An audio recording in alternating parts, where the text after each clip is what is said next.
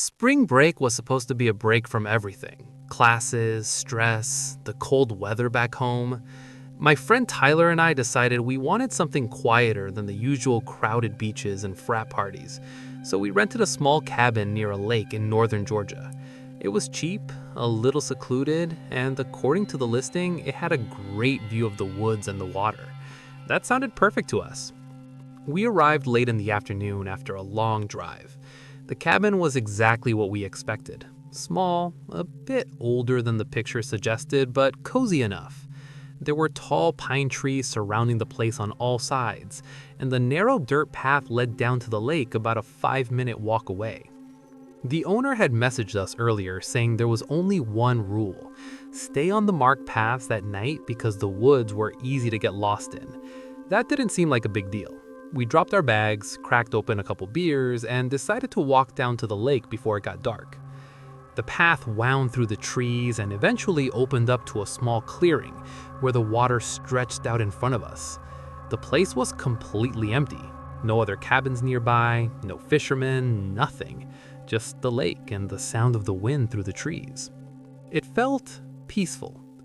We hung out there for a while, talking about school and joking around. At one point, Tyler noticed something sticking out of the sand near the waterline. It looked like a piece of rope half buried in the dirt.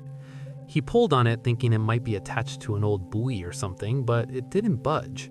When he brushed away some of the sand, we realized it wasn't rope. It was twine, and it was tied around something.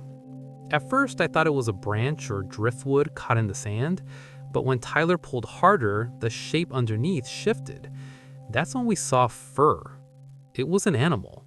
A raccoon, I think. Its legs were tied together with the twine, and it had clearly been dead for a while. We both just kind of stood there staring at it. The weirdest part wasn't the animal itself. It was how carefully it had been tied. Whoever did it had wrapped the twine around its legs multiple times, almost like they wanted to make sure it couldn't move. Tyler made a joke about some backwoods hunter doing something weird, but even he sounded unsure. We ended up leaving it there and heading back to the cabin as the sun started going down. By the time we got inside, it was already dark.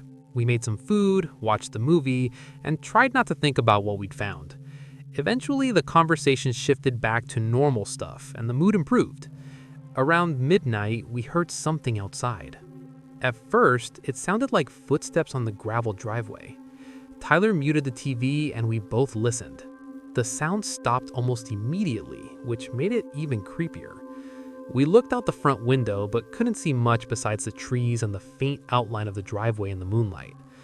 Probably a deer, Tyler said. I wanted to believe that, but the footsteps had sounded too slow and deliberate. We turned the TV back on, but maybe 10 minutes later, we heard another noise, this time coming from behind the cabin. It sounded like something dragging across the ground. We both froze again. There was a back door that opened onto a small wooden deck, so Tyler grabbed a flashlight and slowly walked over to the window next to it. He pulled the curtain back just a little and shined the light outside. For a few seconds, nothing happened.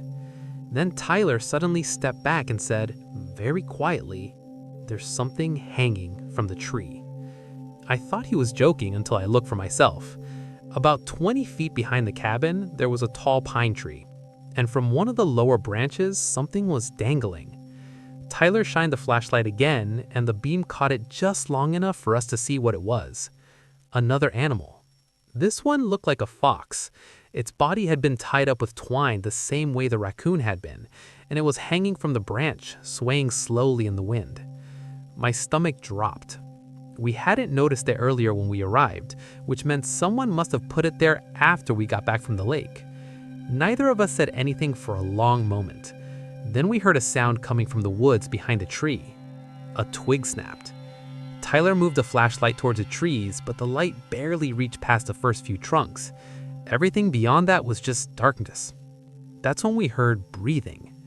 It was faint, but it was definitely there. Someone was standing out there.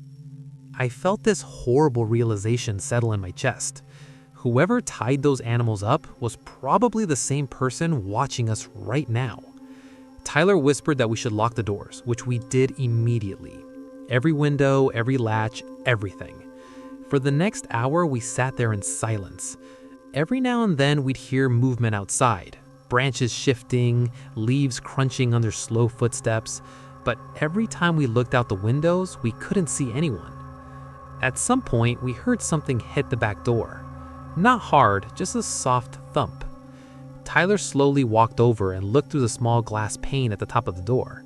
He immediately stepped back. "What?" I asked. His face had gone pale. "There's another one," he said. I looked through the glass myself. Lying on the deck right outside the door was another animal tied up with the same twine. But this one wasn't dead. It was moving. Barely, but enough that I could see its legs twitching. And tied around its neck was a small piece of paper. We didn't open the door to read it. Instead, we called the police. It took them about 20 minutes to arrive, which felt like hours. During that time, we didn't hear the footsteps again. When the officers finally showed up, they searched the woods with flashlights for nearly an hour. They never found anyone, but they did collect the animals. One of the officers eventually came back to the cabin and told us something that made the whole situation even worse.